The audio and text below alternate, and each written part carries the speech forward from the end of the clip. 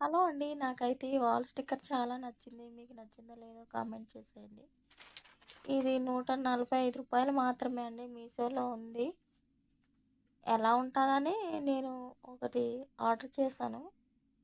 చూడటానికైతే చాలా బాగుంది. నేనైతే తలుపుకి అంటించడానికి ఇది ఆర్డర్ చేశానండి.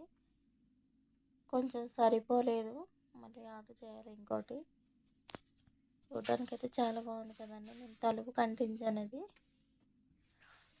నాకు నచ్చిందండి. అంటే కొంచెం క్లియర్గా అంటే నీట్గా అంటించాలి.